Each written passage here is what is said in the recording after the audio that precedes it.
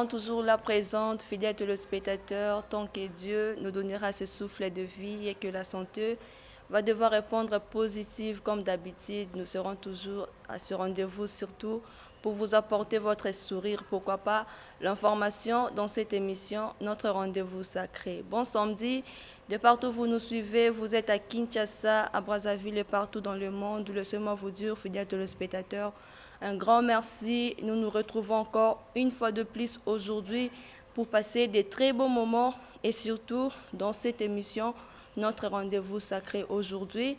Nous sommes avec la servante de Dieu, maman évangéliste Espérance, la femme du révérend pasteur Jean-Pierre Capouk, la première dame de l'EJCK. Elle est accompagnée de maman Tété Omba. Avec eux, on va débattre un thème, Otobanda Kinangoya, un moment, femme utile. Mais lelo, tokofanda moi mingi, na likambo etali, femme de foi, ainsi que femme de distinction. Bienvenue mesdames et messieurs, bienvenue également mes invités. Merci. Lorsqu'on a l'oba qui n'est bandé que tozo kolobe la femme de foi, femme de distinction. Mais avant que to banda, je vais demander à la régie de nous balancer une chanson pour faire plaisir à tous nos téléspectateurs. On suit et on se retrouve tout juste après. Suivons.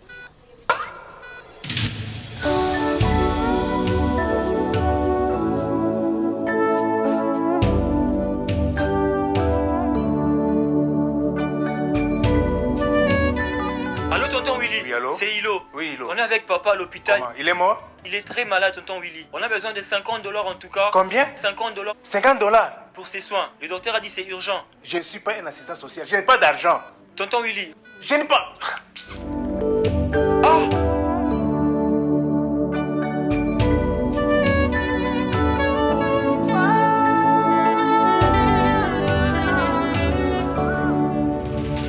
Losambo mupanga ekosilisa bitumbo yo tozelio toche motema kombono na lokuta toyoka te losambo mupanga ekosilisa bitumbo yo ya famille tozelio toche motema kombono na lokuta toyoka te oyaya oyaya yabamuye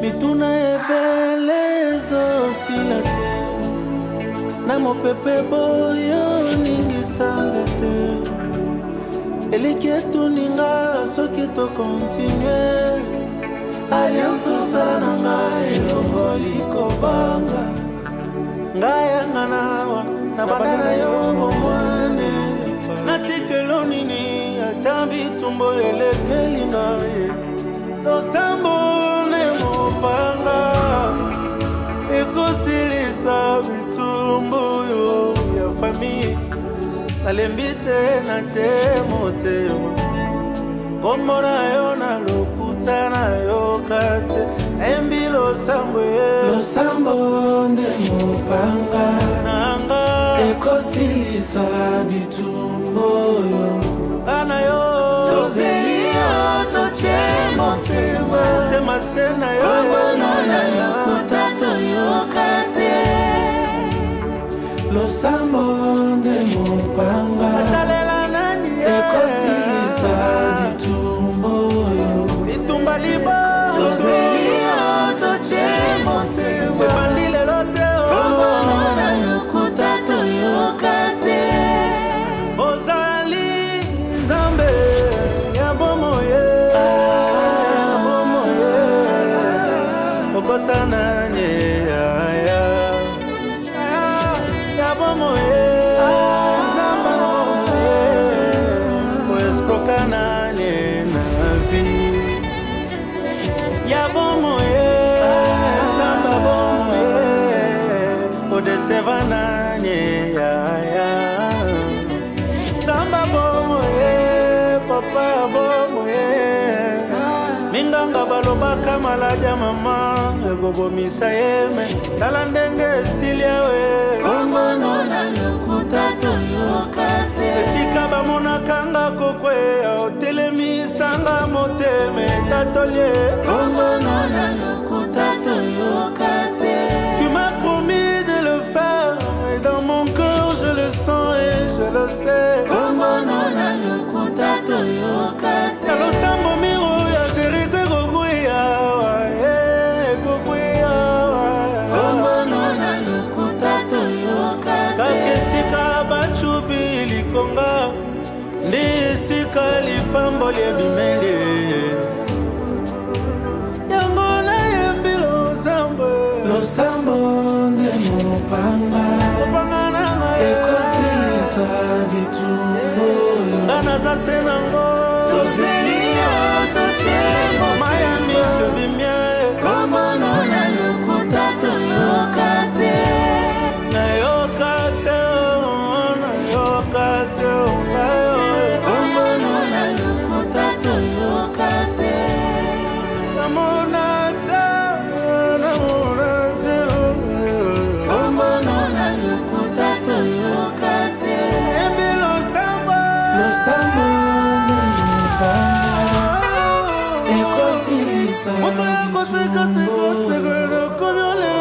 tozeli yo totie motema kombono na lokuta toyoka te. De retour sur ce plateau, fidèles téléspectateurs, wana totaki kosepelisa balandi nyonso ya EJC Télévision. Sans plus tarder, fidèles téléspectateurs, na même ambiance, il y a émission na biso notre rendez-vous sacré. Nous allons déjà kobanda na kolobela été femme de foi. Mais tolinto yeba d'abord eloko nini tolingi tolobela. La foi, parce que tout le monde a la kati wana femme de foi, mais tolinto yeba, c'est quoi d'abord l'origine de la foi? Maman évangéliste Espérance. Bonjour mes bien-aimés. Je m'appelle Évangéliste Espérance, comme on m'a présenté, l'épouse de notre pasteur Jean-Pierre Kapoko. Merci beaucoup. Bonjour Maman Tété, bonjour Maman Tabita, bonjour tout le monde. Maman Atoni Biso, la foi c'est quoi? Nous entrons dans la Bible, dans Hébreux 11, à partir du verset 1. Hébreux chapitre 11, verset 1, la Bible dit « Or la foi est une ferme assurance des choses qu'on espère, une démonstration de celles qu'on ne voit pas. » Est une ferme assurance des choses qu'on espère. Eza lokola mwasi aza na zemi, mes bien-aimés. Soki mwasi aza na zemi, ayebi ke na kati na libumu na ye eza mwana. Aza na assurance, aza na foi ke oyo aza na libumu aza mwana. Aza libata te, aza sosote, aza mwana. C'est ça la foi.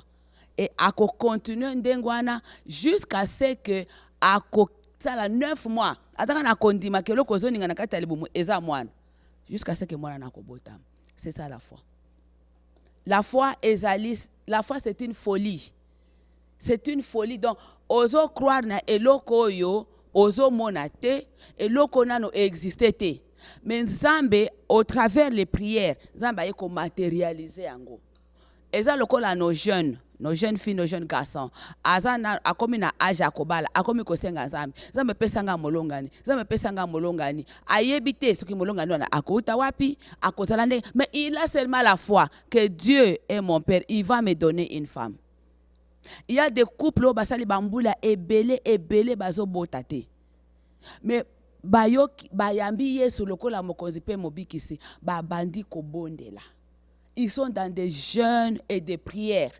Mangengenge kutu ekosa eyeba bango na mabolongo na bango. Luzizila intendance eyeba bango. Bazana kondima bazo bondela. Bayebi, ils ont la foi. Ils savent que Nzambe na likolo akopesa biso mwana. C'est ça la foi. Nano bazui mwana te. Nano babota te. 10 ans. 15 ans baboti nano te. Mais bazana foi que Nzambe akopesa mwana. Nazana témoignage moko ya kafu. Un couple là, bondeli. Biso pe to bondeli to. Oh my God. To gêné hein. Oh là.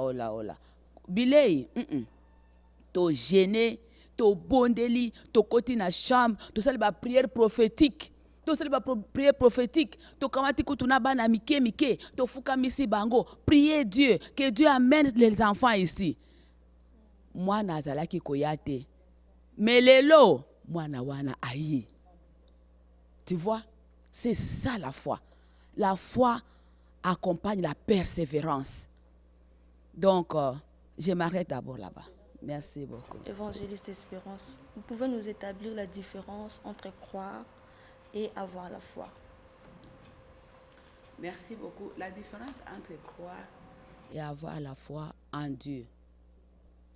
Croire, mutu nyonso tu akoki na croire. Mutu nyonso azalaka na religion na ye. Oyo akroyaka ke, ok, songolo na boy ko détailler aza nzambe. Lititi na ngai na croire ke mai na nga oyo eza nzambe na ngai kobatela nga. Singa na ngai na loketo na croire ke ekobatela ngai. Mingi bakendeke na bandako ya banganga. J'avais une famille comme ça. Bazalaki na prophète na bango. Bazo tous les jours le matin baké olobi nini lelo ezandeni oh kende donc bazo croire pas na yeke yenda za soutien na bango mutu nyoso to kokina ko croire mais avoir la foi c'est la différence. C'est là où il y a la différence. Ko foi eye ko siko ko intervenir que moi j'ai la foi en Dieu. C'est ça la foi. Donc ce sont seulement les chrétiens qui peuvent avoir la foi. J'ai la foi en Dieu que Nzambe nanga il est le rémunérateur de ceux qui le cherchent.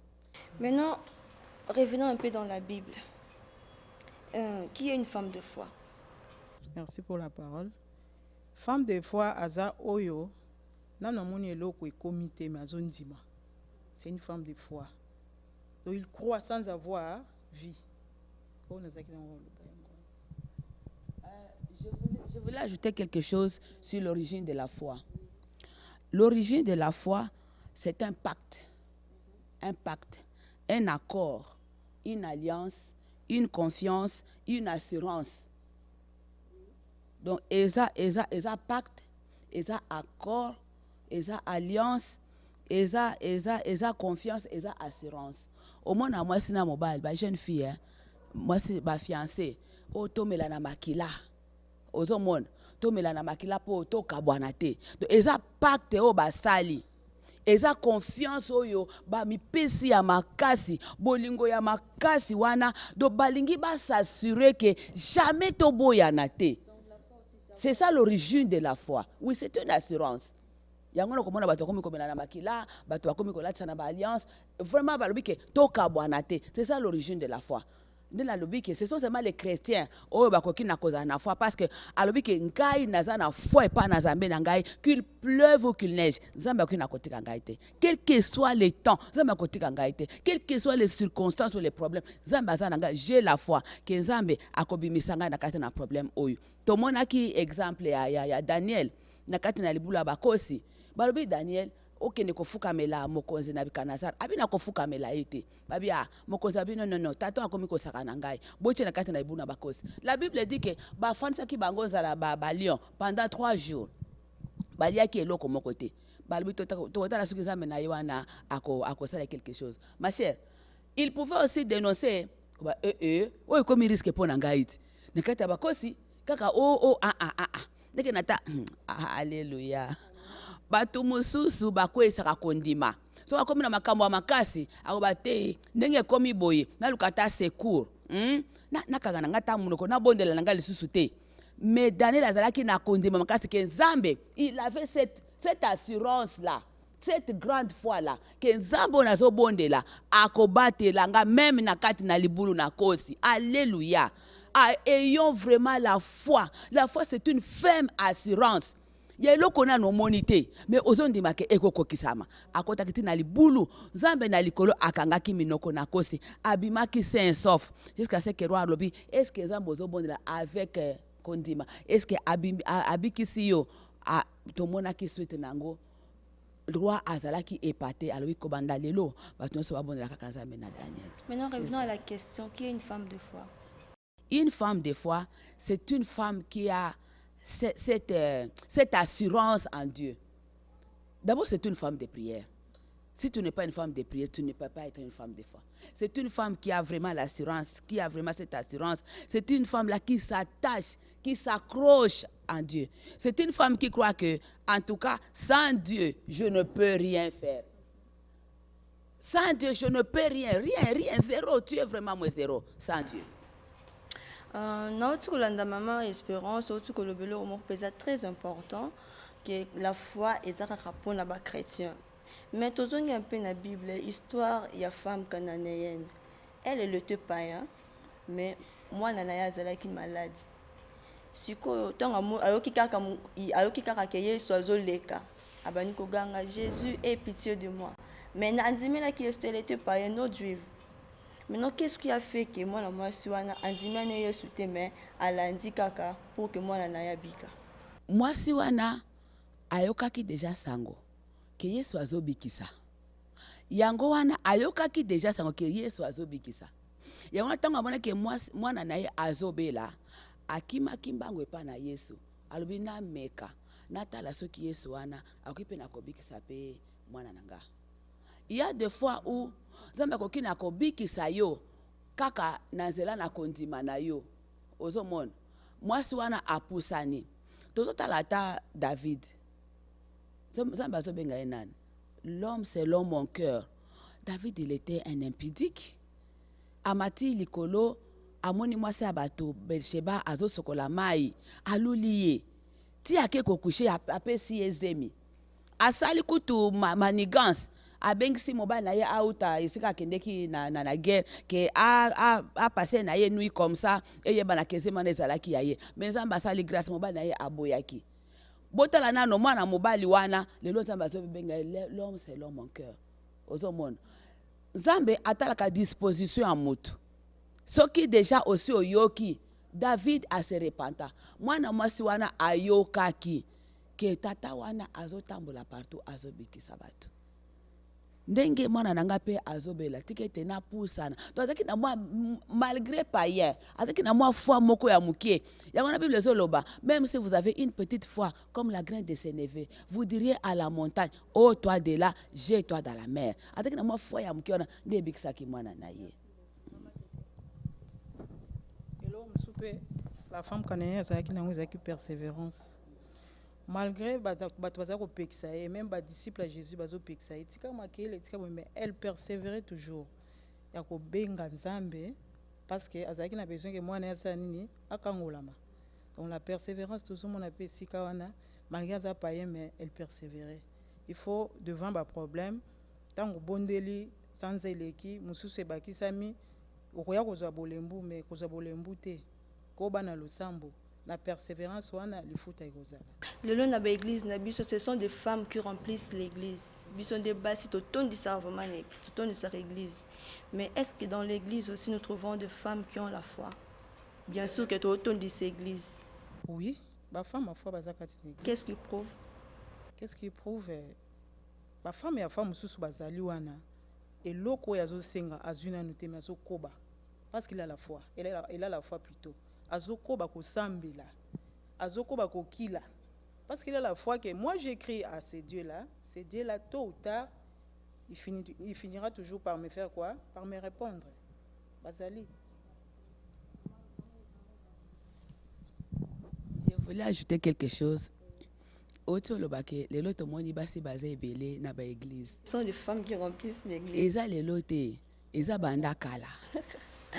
Bible zolo bakutu basi nde babane kotambola na Yesu basi ebele bataki sima na Yesu na résurrection ya Yesu ezalaki basi na kufa na Yesu ebele ya basi même to mona ta na résurrection bakendeki na tombeau kotala ndenge bakende kolela bako déjà Yesu assez c'était toujours des femmes do basi balingaki Yesu banda kala bataki vraiment sima na Yesu bazalaki vraiment sima na Yesu à tout moment et dans les églises il y a beaucoup de mal, hein? Mais basi a kondima pe bazali parmi eux.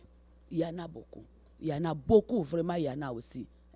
Na koki na kopesa pourcentage te mais basi a kondima bazali ba balingi Nzambe, ba bazotambola kati na kobanga Nzambe, ba nazolo ba oyo na utikolo bake sans Jésus. boza peza kamunde likolo ki kalungu. Voilà. Fidèles téléspectateurs, nous continuons toujours avec notre émission, notre rendez-vous sacré. Na thème na biso ezali femme utile kasi lelo tozo lobela o ezali femme de foi, femme de distinction. Maman évangéliste Espérance, tozongi lisusu moke. Broki ko citer les biso quelques femmes dans la Bible qui ont fait preuve à leur foi. Merci beaucoup. Tokotala d'abord Marie, mère de Jésus. Bible zolobake Marie azalaki fiancée à Joseph. Ange abimelie alobi okozwa zemi okobota mwana. Tozomona ba fille ya mikolo yo mama tete. Azali soki fiancé fiancé mobali soki amoni ke mwasi azwi zemi fiancé akokima ye. Azwi zemi ndenge nini ngai nano nakutana na ita azwi zemi ndenge nini. Alors malgré que Joseph touchaki ye fois na isalaki lokola endingana Marie akendeki olongola zemi te akendeki aboujaki talibi qu'il me soit fait selon la volonté de Dieu. Une femme de foi. Libumu bandi kokola une femme de foi. Toza komona la femme cananéenne, la femme sunamite. Cette femme-là, oh my God. C'est vraiment une femme d'une grande foi.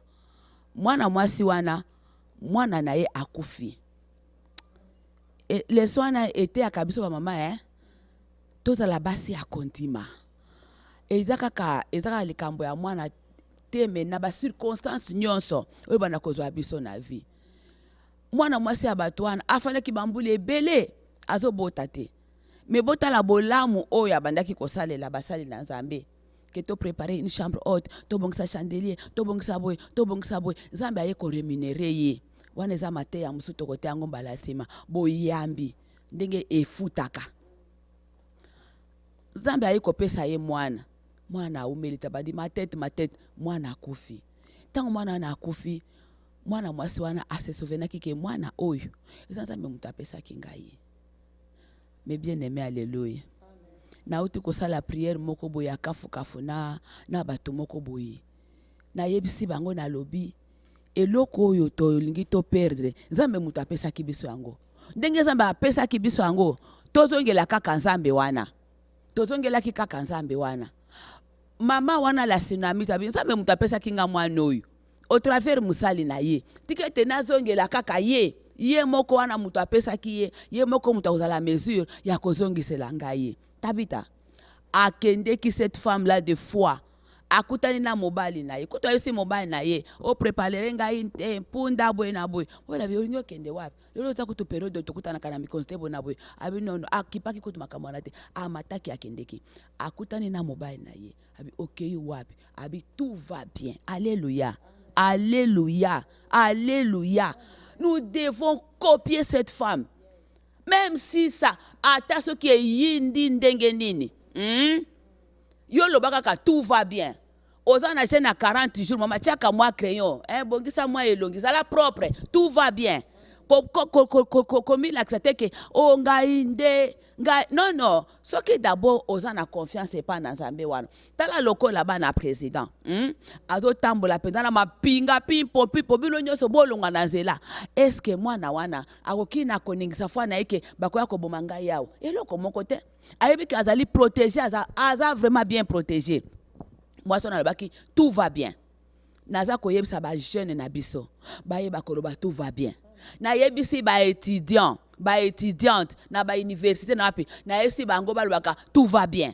Na yebisi ba oyo bazana ba problème ikoloyo ba oyo bazana ba problème na ba mariage na yebisi bango ba yeba koloba tout va bien. Parce que eza na mukolo solution. Moi si wana tsunamite akende ko lukande mukolo solution. Mama tete olingi obunda yo moko okozwa solution te. Il faut que na koyebisa mutoyo molongi aya kobundela yo ye ba problème ezalaka nde ya ye solution de yabiso donc nous devons savoir dire tout va bien mutu penza aye akuti ozo seka soki kolia soki oza na gente oza ko gêner oza ko persévérer na ba prière oyebise oh boni likamuna yo wana eza ndeni obi oh tout va bien olobi tout va bien parce que tu as l'assurance tu as à la fois pour ça, mais assez à prendre des gens en charge. Exemple ya mama mosu na bible toza lisu mpe na exemple ya Anne oyo azalaki mwasi ya Elkana. Anne, merci.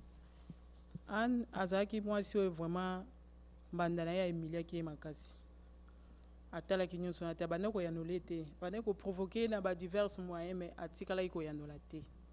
Anne était toujours persévérante, elle montait toujours. Azalaki kokende Siloé kosala baprière epa Nzambe kolela Nzambe. Dans la kati wana tozomona persévérance oyo Anne azalaki nango. Anne a persévéré ti ndenge akosimba mwana, asala ave na Nzambe ke soki osaleli ngai boye nakozwa mwana wana nakokaba ye na tempelo na po asalela yo. Na nzela losambo ya persévérance Nzambe akokisaki na nzela ya prophète moko azalaki wana ntango ayokaki akanisaki alangwe nzoka ezalaki milangwa te, azalaki mwasi oyo azalaki na pasi na motema. Nde na nzela losambo Ana persévéraki, akangaki matoi na ye na Penina oyo azalaki rival na ye, malgré kofinga, malgré humiliation. Penina akanisaki peut-être que Ana akobotaka te, Nzambe abalolaka kaka makambo, asalaka makambo nyonso na ntango na ye.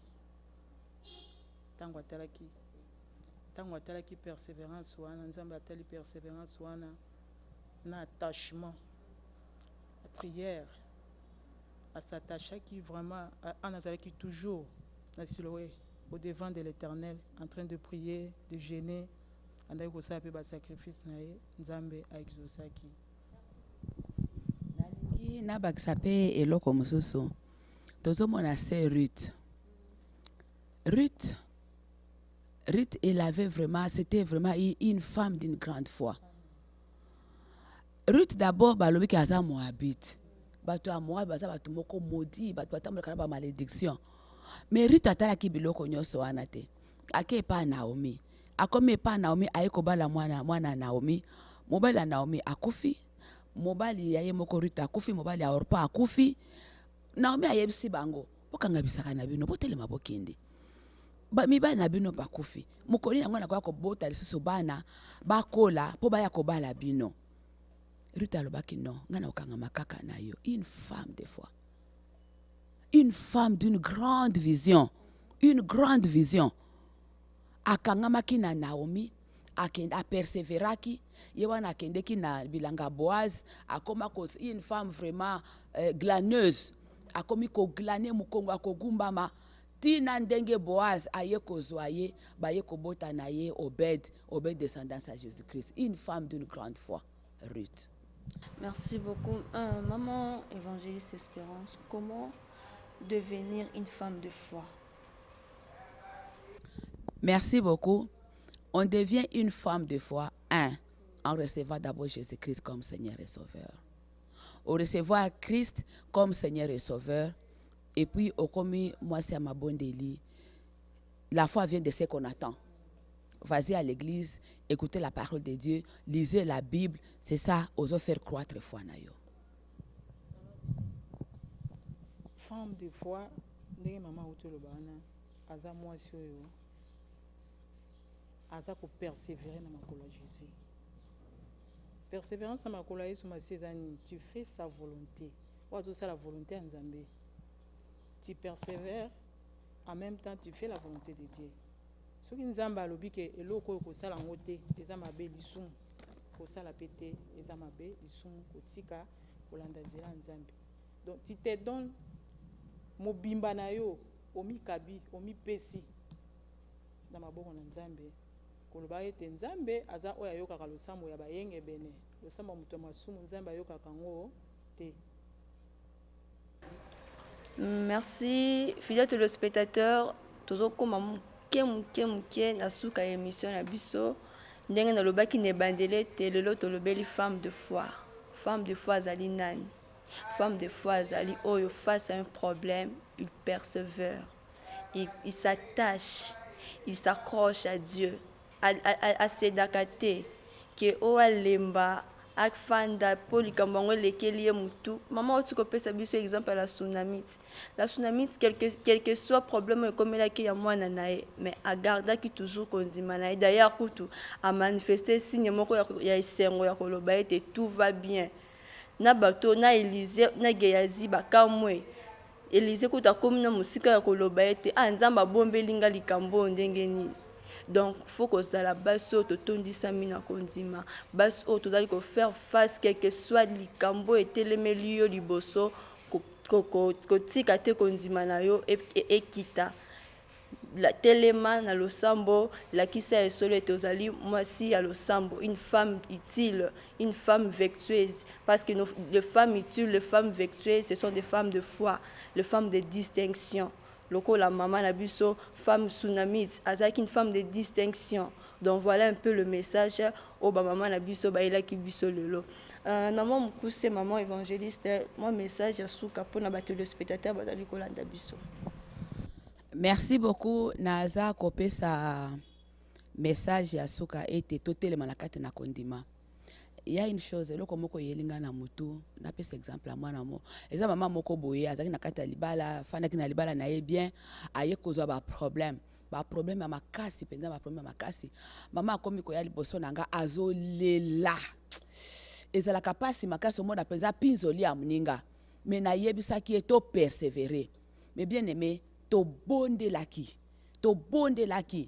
to kamata ki ba stratégie to tiango en place. Jeûne et prière. Maman la pesa maman moko pe aba prière.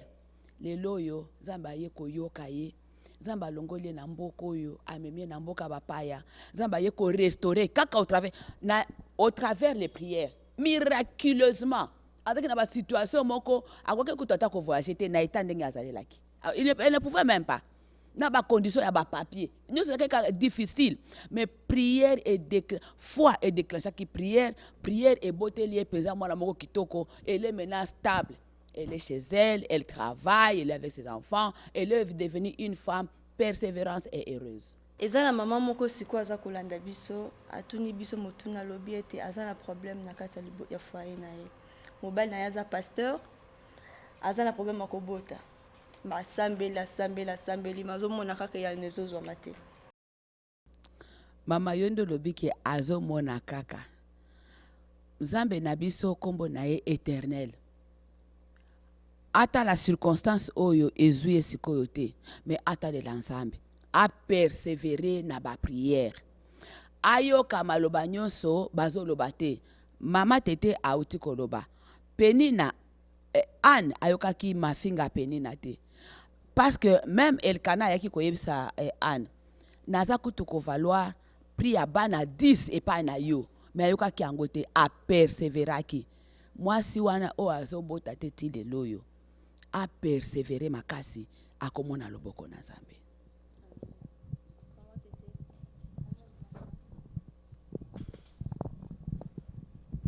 Na pamboli Nzambe pona ngonga malamu alekisi na biso elongo. Nalingi naloba apesa na bakisa conseil na mwasi oyo apesi requête pa ya mama journaliste. Kotika te, persévère encore. Simba Nzambe na makati ya kokosa ote. Biso toza ba exemple ngayo nazoloba za exemple na kotinda kwa bala na sala ki 6 mois ya pamba mais na sibizaki ba biloko ebele. Na kipaki nyonso na te, j'étais toujours debout. Bondelaka mingi kilaka luka Nzambe akumimonisa kotika ote. Persévère. Tangaka mingi liloba na Nzambe kotika ote. Merci beaucoup fidèles téléspectateurs, nous sommes arrivés à la fin de notre émission. Le lot ozalaki na ba maman la biso ya EJCK, la première dame de l'EJCK, maman évangéliste Espérance Kapouk, azalaki accompagnée na maman Tété Omba Oyazali pe moko na kati na bantita ba maman. Merci maman pour votre présence dans cette émission. Le lot olobela ki femme de foi na yebi ete toyoki to resembela kaka na Nzambe asunga biso de sorte que tozala baso totondisami na kondima. Sans plus tarder, fidèles téléspectateurs, toko rappeler bino ba programme na biso ya culte biso tozali Église de Jésus-Christ de Kinshasa EJCK na Mukuse oyo ezwami na GB na quartier Basoko, avenue Osek, avenue Osek numéro 2, quartier Basoko GB, dans la commune d'Engaliema. Tozali non loin, il y a Mino Congo, donc juste Soko Kitina, arrêt diplomate, au Tuni Mino Congo, déjà au commune Église de Jésus-Christ Zawana. Tout à l'heure, qu'on rappelait bien que Église de Jésus-Christ de Kinshasa déjà a bongiseli biso 3 nuits de prière et de jeûne avec thème la délivrance dans le mariage. Mais nous allons profiter de la maman évangéliste Espérance, la première dame de l'EJCK, alors belabus la maman coussé la délivrance dans le mariage.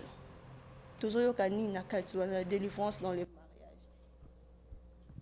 Merci beaucoup à Zamba Pambola, pasteur Jean-Pierre Kapuku. En tout cas, azindisi biso na mozindo makasi sur le mariage. Biso ba oyo ba ancien combattant. J'ai 40 ans de mariage. Na yoki lisu makambo asika. Nazo mona lokola nazo bandela lelo. Toza na ba témoignage ebele bana mususu bazo benga bazo loba soto yoka makambo yo kala mbele to balakite. Soto yoka makambo yo kala mbele to komi na ba problème oyo te. Vraiment, même on avait même des bateaux invités au baoba yaki bautaki na États-Unis bake ba pesi témoignage balobi libala songolo pakala tanenge zwaki ba problème soki toyo biso nyonso oyo soki toyo kaka mate ya pasteur Jean-Pierre Kapuku mbele to komi na ba problème ote Nzambe apambole makasi. Donc la fois passée bateaki biso d'abord la beauté intérieure et extérieure. To se retrouver biso nyo maman très profond. Pasteur Jean-Pierre Pambolé vraiment. À côté point par point, la beauté intérieure. Au combat la moi c'est pour la beauté intérieure. T'as la conséquence, t'as la partie positive. Beauté extérieure, t'as la conséquence, t'as la partie positive nango. Après ça, il côté à besoin sur le comportement. Comment moi c'est qui n'a se comporte? Comment qui n'a combat la moi c'est pour un comportement naïe. Lobby c'est quoi là qui sur le mariage? Le mariage coutumier. Le mariage coutumier. Après asilisi yango mariage coutumier à côté pe na mozindo bagaso basi ba mesana kolokota ka bana na biso lokola azo lokota nani libanga na mabele papa apesi biso nani exemple abi yo ke na mwasi azoteka bitabene libanda wana okamati bitabe uche na kati ya sac na yo otele miko bandi koli yango est-ce que oza na droit ya bitabe wana? Mais ce qui opesi mbongo nde ko tisiko en possession ya bitabe wana yo mwana mobali oyo opesi doti te okomi kofana na mwana batu après okomi koloba mwana ngo azabo non aza mwana batu pesa dot kota en possession ya mwana mwasi wana aye kote ya biso siko lobi sur le divorce wana ezalaki penza wonderful. Divorce eza eloko ya esengo te. Divorce eza eloko malamu te. Divorce eza eloko moko ya passé. Nous devons prier pour que divorce ekomela biso te. Pour que ba génération na biso mo divorce ezala so na kati na bomo na biso te. Eza eloko moko mabe. Pa ikota ça na ba conséquences na yango, Nzamba pambole mingi. Dans tout ça, to résumé pona koloba ke toza na retraite. Eza koloba alobaki abetelaki yango sete mkolwana. Koloba teke ngai na bali pasteur naza na kimie pa na ngai noke na nga retraite wana te po makambo akobondela ezate mama peut-être divorce eza na incubation na sima mkongo na yo diable azali koluka yo na sima mkongo na yo ba pasteur combien baza ba divorcer na sa mabele awo yo lobi ke ngai nde na vana makambo nyonso ekoka mutu akoka azate yaka toluka elonge na Nzambe soki yo omoni ke yo deja osi ovani mobali apesi ba assurance nyonso yaka kobondela pona tena na bana na yo yaka kobondela pona bana ya bana na yo. Moi je me rappelle mes enfants quand ils étaient encore trop jeunes maman tété trop jeunes mes filles à l'âge de 12 ans nazo bondela pona mabala na bango pona bana o bango bakobota moi nanga moi c'est aboti aye ko rappeler nga prière on est de cela 15 ans abi maman tu priais même pour mon fils quand je n'étais même pas encore marié quand mon fils n'était pas même encore venu tu vois donc biso nyonso to telema comme une seule personne to ya ko bondela pona tena ba mariage pour éviter ba divorce pour éviter tout ce qui est cassure. Merci beaucoup. Arma Onem va à côté de la biso, extrait, interview, il y a Nzambe, il y a EJCK, pour la comment est-ce que les cas qui bossent à caméra EJCK qui ko témoigner qui ça comment est-ce que papa mbola maquinalité dimanche tu collègue. Ensuite on se retrouve tout juste après. Merci révérend pasteur Atei Biso toujours dans le cadre il y a thème il y a la délivrance dans les mariages. Aujourd'hui Atei Biso sur le divorce parce que Même moi j'ai appris quelque chose. Liboso, abisika msusu tobanda kosambela na bakoyoka. Batubanda lobake divorce eza ya nzambe te, divorce eza na Bible te. Mais quand même par rapport à la prédication, il y a révérend Lelo Teibiso pour nous dire que les gens limitent un peu la parole. Au monde a versé ça la continuité, mais il y a tangika à souke li place où il y a sepeli. Lelo par l'axibiso que divorce pe ezali na Deutéronome et puis na Matthieu ba expliquer en que oyo eza lié par nzambe muto kabolate. Mais à l'obina biso pe lisusu kaka ke na Bible avec verset à l'appui que oyo ekangami likolo oyo ekangami na se ekangami likolo oyo pe efungwami na se ekofungama likolo. Donc ça veut dire soki bobalani bolie na se nzamba kolie na se. Mais lorsque bino mibale koyoka na eza te par rapport à boye au boye, vous pouvez revenir chez le pasteur pour vous dire que non, en tout cas on ne s'entend pas parce que peut-être avant mariage comme Lelo Batubazara vraiment sous une abstinence, mais dans le Christ il y a abstinence. Peut-être dans la makamusus boye ba quitter avant. Il y a bobala maintenant bobala ni bomoni qu'il y a des histoires honteuses na kati. O ekoyi ko sala que mariage continue le sous-souté. Bokozo n'a pas pasteur pour lui dire que pasteur est talabo toujours se référant dans la Bible. Que non te to sengi na biso li sous-souto dans l'ensemble te. Parce que boye. Moi-même, je voulais ajouter peut-être au pasteur à TIT, mais l'élo na ba réalité peut-être médicale. Au comment na batuba balani. Après un temps, boye bana bazako kufa boye au salle électrophorèse, vous avez des S dans vos sangs pour ne pas accoucher. Ba drépanocytaire, ba mariage mususu, bazako kabolango. Ba non ba senga divorce pour ne pas faire des enfants qui vont mourir trop vite, tout ça là. Donc dans la vie courante ou peut-être ou aussi dans le Christ, il y a le divorce. Moi, je suis convaincu, ça c'est mon avis. Nandenge pasteur Atei avec référence dans la Bible, hein, les lots qui le divorce et puis le divorce, c'est dans la Bible. Mais comme l'amour supporte tout, en tout cas, le conseil est que si vous pouvez pardonner, pardonnez. Si vous aimez, pardonnez. Mais si vous voyez vraiment que non, j'aime, je pardonne, oui. Mais l'histoire fait assez que Tokabouan. Là, les avis divergent. Ça veut dire que ça revient maintenant dans Oyo Boya, Loba, Talabo, tout ça. Mais seulement il faut revenir chez les pasteurs ou peut-être à Benisaki, mariage Nabino, ou bien un pasteur. On a peut-être vous dire que non, le mariage, hein, et qu'on continue de sous-souter, tout délié, pour nous amener le à Fungola. Sinon, il y aurait des abominations. Na moto mona bakabwani bazongi pa pasteur te bakep na l'état te et en plus c'est commis le col adultère et commis au moins ça que kutana mbali msusu pendant que baza toujours non lié par le mariage oh nzamba cela il peut likolo bien que bayokani bakabwana. Donc c'est un peu ça. Ça fait près d'un mois pasteur Azolo Bela sur la Oyetali mariage.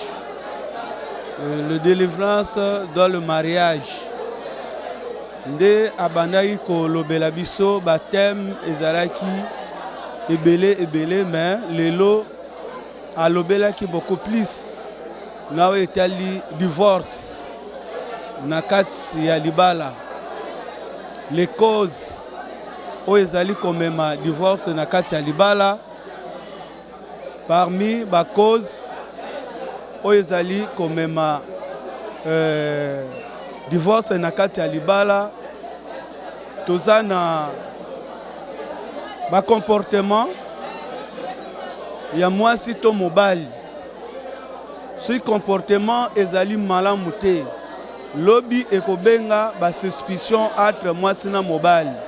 Et nous avons aussi parlé divorce et yakape na ba banini ba cause mususu o eza ba loi établie na ba mabota. Eza na mabota mususu bango balobi bango baki kobala te ata obali faut libala sala nini ekufa. D'où il faut la parole de Dieu, il faut aussi la délivrance parce que eza maboto ekangami. Sans la délivrance, sans brisement ya balongola ba loi wana, quel que soit le lenge bokobala libala ekokufa kaka parce que il y a des lois établies na ba maboto. De retour sur ce plateau, fidèles téléspectateurs, boti kolanda comment est-ce que bana nzambe ba pambola maki na mateya oya kitoko ezali sur la délivrance dans le mariage. Yango to bengi yo maman, papa, elenge mwasi, maman oza déjà na kati ya libala na yo yaka oya koyoka makambo ebombami. Il y a des choses oza kokoma na kati ya foyer na yo. Oyebaki yango te mais lelo par la grâce de Dieu oye ko découvrir yango yaka to sambela na 3 nuits de prière et de jeûne oyo na yebi ete nzambe ya Jean-Pierre Kapuk ako sala ako visiter ba foyer ako visiter ba vie de couple ya bilengo bazali ko se préparer pour na kokota na kati ya mabala vraiment nzambe na yebi ete ako sala biso bolamu soki oye okozanga te na kozala béni. Voilà, tozali ko pesa ba programme na biso ya culte tozala kawana chaque mardi pour na ba maman bazaka na réunion na bango etali bango ba maman ba solo laka vraiment ba bonde laka yo pe maman oza na poso ya koya ko assister na kati ya réunion wana to bengi yo yaka ko sanga na biso elenge mwasi yo pe leki déjà âge il y a 16 ans yaka o sangana ba maman na biso vraiment nzambe akozanga te na kopambola yo les mercredis aussi tozala kawana on a culte na biso ya enseignement o ekamba makana révérend pasteur Jean-Pierre Kapuk homme de parole yaka vraiment to ko partager okoyoka oyo papa na biso Jean-Pierre Kapuk azali kolobela biso sur la délivrance dans le mariage. Et le vendredi aussi pour la culte na biso ya délivrance et JCK apesa mutunyo opportunité tu as un problème ozana posa lo sambo yaka mukolo vendredi na 16h to 18h vraiment nzamba kozanga te na kostala bolamu biso pe bilenge to fandaka kimia te to lobaka tango nyonso ete tozali la force de l'église to yaka wana chaque samedi de 16h à 18h pour na réunion na biso ya bilenge to sambelaka to partageaka vraiment tozalaka béni soki yo pe elenge mwasi elenge mobali oye kosangana biso vraiment nzambe akozanga te na kosala bolamu. Le même samedi là le révérend pasteur Jean-Pierre Kapuk ayambaka soko za na besoin sola na ye oza na problème ko za ko déranger yo yaka papa na biso akosambela pona yo kozwa solution na problème oza nango. Le dimanche aussi tozalaka wana pona culte na biso ezali ya adoration et louange to kumisaka nzambe to témoignaka bolamu nzambe to sambelaka vraiment nzambe azangaka te na kosala biso bolamu yo zali kolanda biso dimanche za na place okende te non okota na église moko te pona kosambela église de Jésus-Christ de Kinshasa et pe sur invitation yaka osangana biso pe nzambe akozanga te na kosala yo bolamu. Merci parce que bozalaki ebele oya pona kolanda émission na biso notre rendez-vous sacré o ekambamaka na humble servante na bino Tabita Ikoko. Merci à l'équipe technique qui a accompagné Lelo, Windows à la réalisation, Mardoché Lumpungu et puis Nobel Osam, ils étaient là derrière la caméra à la régie. C'était Merveille Onema et Arma Onem. À la coordination, c'était Pichundo aussi. Et à la supervision, c'était Tina Chloé Lumpungu. On se retrouve pour un prochain numéro. Merci.